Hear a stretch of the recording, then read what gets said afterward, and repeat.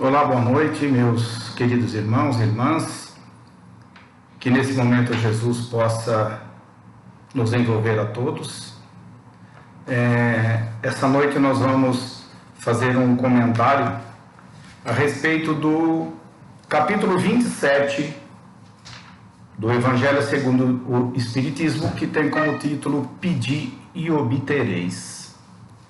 Se a gente começar pelo título, Pedi e obtereis, significaria, por acaso, né? O que a gente pedir, a gente vai obter. Muito bem. Então é necessário que a gente explane com muita serenidade a questão dos pedidos que fazemos nas nossas preces. Estamos falando aqui de oração a Deus, a oração dos bons espíritos, espíritos elevados, não é?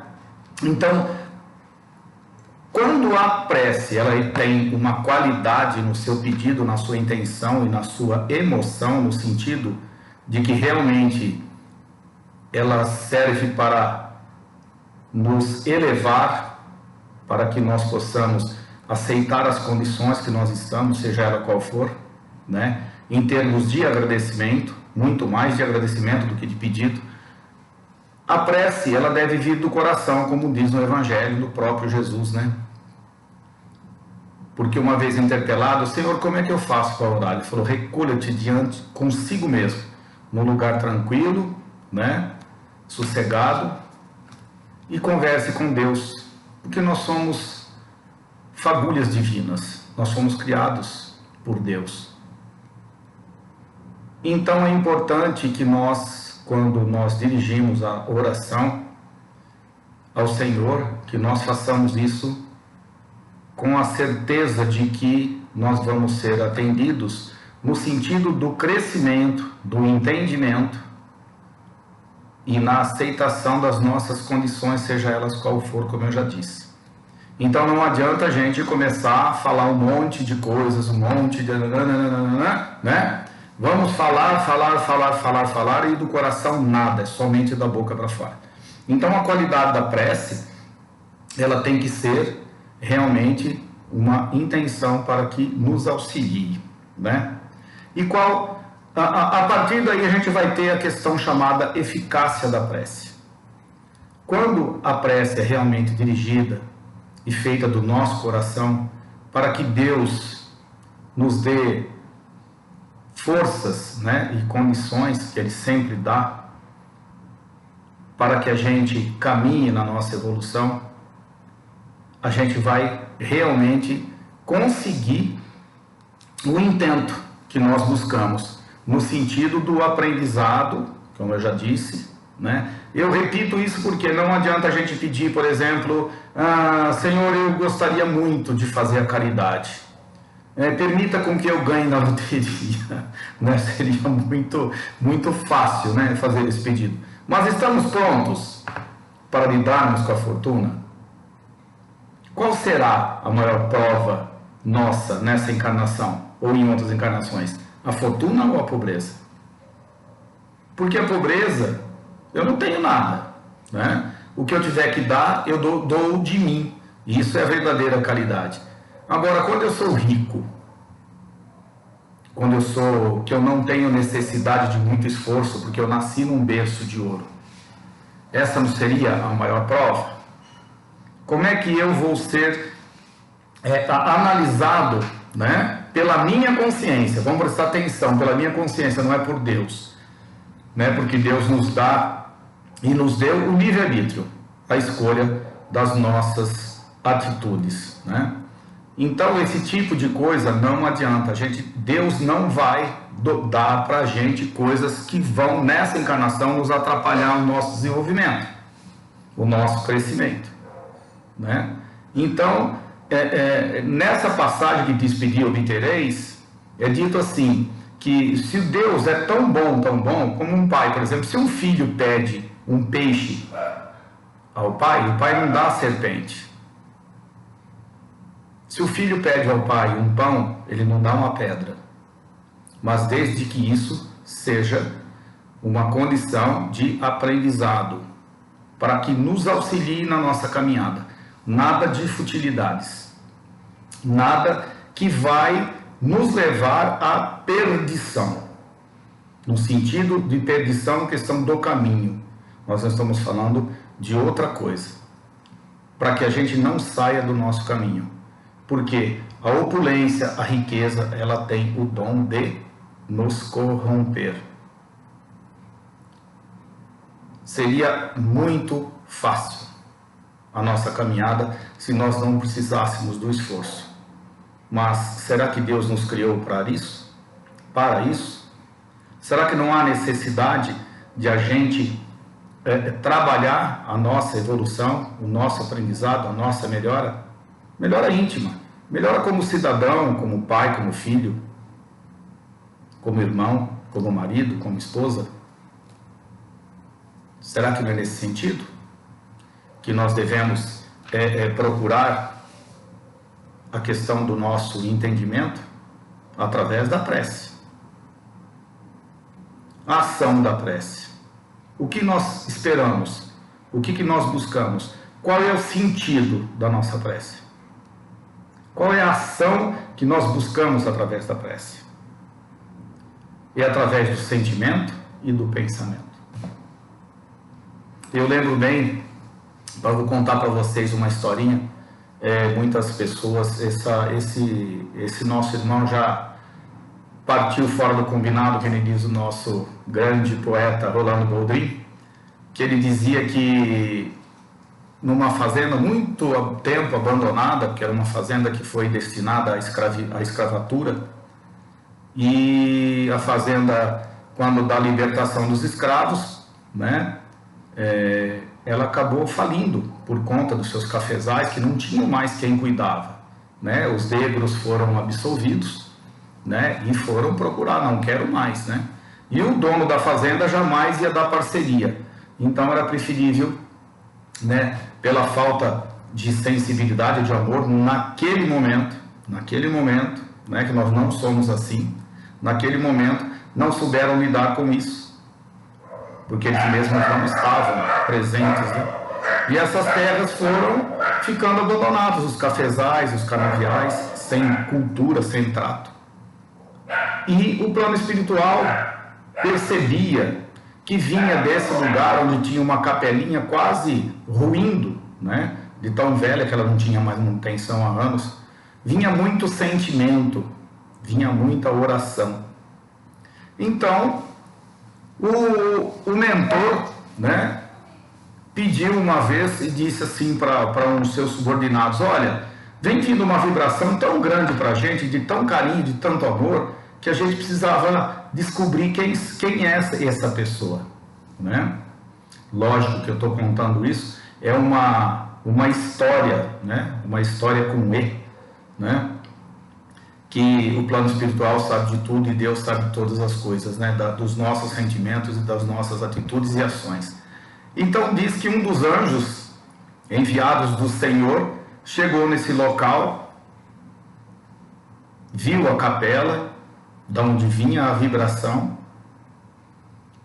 adentrou, né, porque ela quase não tinha porta, suas portas estavam caídas, e tinha um negro, um preto velho, ajoelhado diante do altar, corroído, rompido, crucifixo caído, com um chapéu no peito, dizendo: Senhor, preto velho está aqui. Isso é oração, isso é sentimento. Nós temos que ter essa atitude nas nossas orações. É difícil? Com certeza. Essa pessoa passou por várias situações difíceis na sua vida, nasceu no cativeiro e depois de velho foi liberto. Vocês já imaginaram uma situação dessa? E a pessoa mesmo assim, com fé em Deus, porque acredita numa vida futura. É isso que nós devemos fazer. E a nossa prece deve ser dirigida a Deus nesse sentido. Nós podemos fazer oração aos mortos? Claro que nós podemos. É lógico que nós podemos. Mas no sentido de ajudá-los, né? No sentido de não estarmos presos, né, chorando a morte do ente querido. É duro, com certeza, a separação. Só quem passou por ela é que sabe, né? a separação do ente querido. Mas tem um parceiro nosso, um amigo nosso, palestrante espírita, psicólogo fabuloso, que é o Rossandro, que ele diz o seguinte: será que a dor da partida é maior do que a felicidade do reencontro? Quanto tempo demorará para que a gente se encontre novamente? Porque nós somos espíritos, nós não morremos. Nós continuamos a nossa vida espiritual. Nós perdemos a vestimenta, mas não perdemos a nossa essência espiritual, que é o nosso espírito, criação de Deus. Muito bem. Então, quando a gente fala a questão de oração, nós falamos no sentido da oração com alegria, com felicidade, no sentido muito mais de agradecer do que de pedir. Façam isso. Experimentem essa experiência. Experimentem. Façam essa experiência. A questão do agradecimento. Agradeçam todo dia. Agradeçam pela cama que você tem, pelo alimento que está na sua mesa, seja ele qual for. Que tem muita gente que não tem, que não tem onde morar, que mora embaixo de ponte, que vive nas ruas, perdidos, sem família, sem rumo. Nós, na grande maioria da população, nós temos nosso lar, nós temos a nossa família, seja ela qual for, é aquilo que nós merecemos, meus irmãos. Nós temos aquilo que nós merecemos.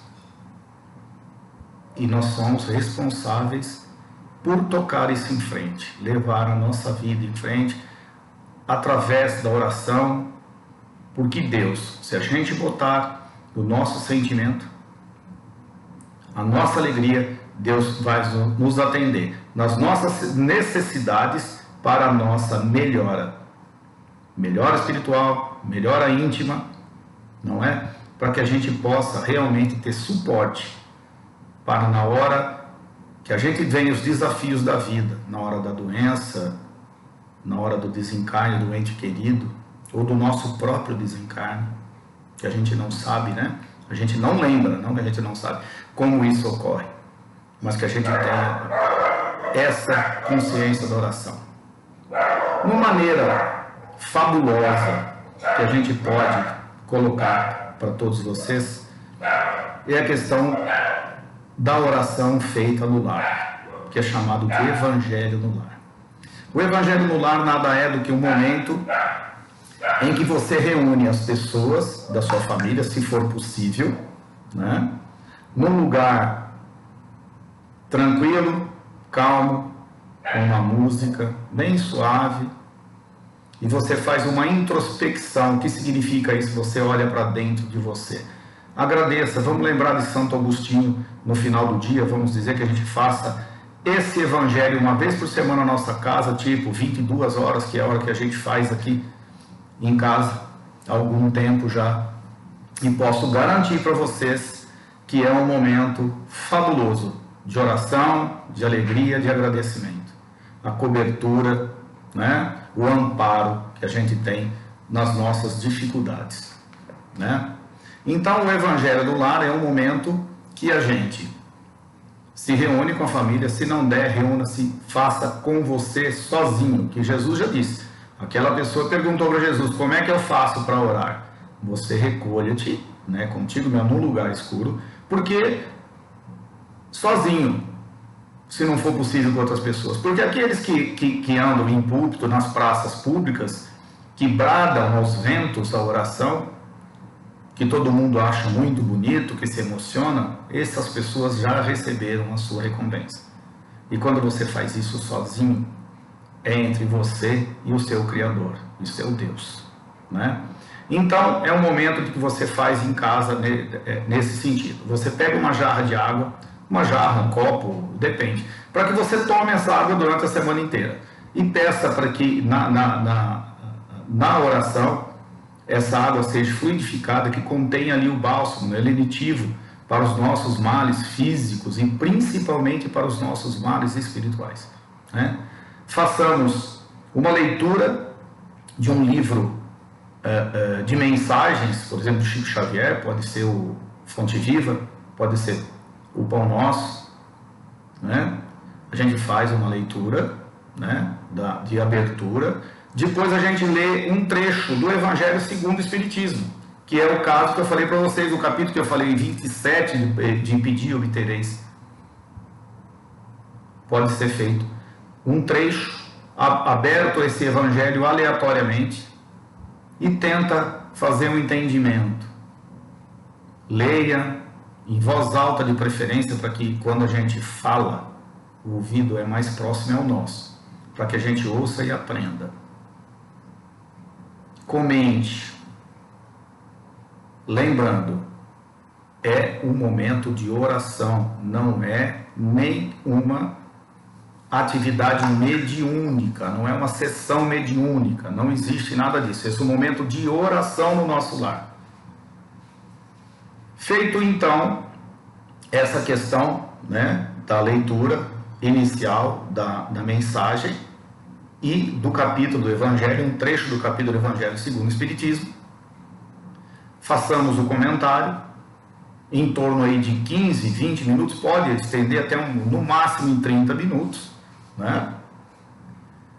E procurando fazer isso, a gente faz o quê? A gente fecha com uma oração de agradecimento, de vibrações, pedindo vibrações para os nossos entes queridos, encarnados, desencarnados, os nossos amigos, os nossos companheiros no dia a dia de trabalho, material, espiritual, quem os tem, não é?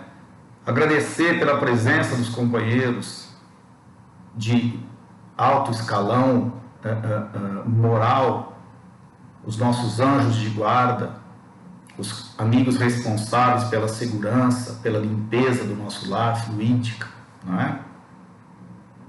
É muito importante. Então, assim, uma jarra com água. Por que uma jarra com água? Porque durante a semana, essa água, você colocando ela dentro de um filtro, ou na sua geladeira, ou deixa em algum lugar, todo dia você vai tomar um pouquinho e a sua família, se for um filtro, todo mundo vai compartilhar dessa água, né? Dessa água fluidificada.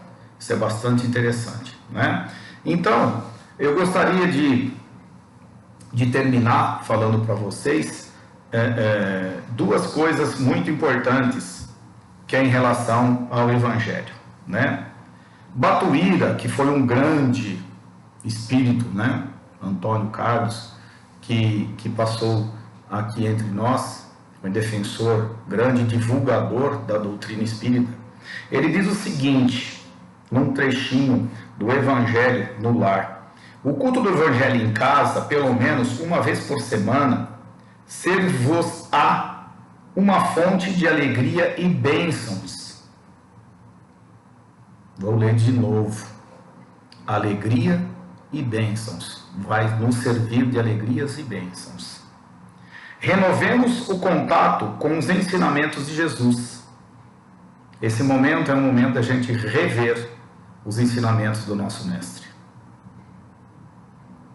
Tanto quanto nos seja possível, e não somente o lar que nos acolhe se transformará em celeiro de compreensão e solidariedade, mas também a própria vida se nos fará luminoso caminho de ascensão à felicidade real. Então prestem atenção nesse pequeno texto, né? Um dia por semana, um dia em 7 semanas, cada dia 24 horas, cada hora 60 minutos, cada minuto 60 segundos. Será que a gente não consegue 20? Vamos fazer a conta. 24 horas em 7 dias. A gente não consegue 20 minutos para que a gente nos coloque em oração, que é para o nosso auxílio? Eu espero nessa noite ter colaborado com os companheiros. Digo, testemunho próprio. Façam e depois ensinem outras pessoas, passem para frente. É um momento maravilhoso dentro do nosso lar. porque esse é o seio onde nós vivemos, com aqueles que foram colocados muitas vezes nos nossos caminhos e a gente não consegue compreendê-los e aceitá-los. A oração feita com amor, com carinho, para compreensão e aceitação no nosso lar, na intenção desses companheiros que porventura possam se julgar os nossos inimigos, é perfeita, meus queridos. Um grande abraço, que Jesus nos envolva hoje e sempre, e até a próxima.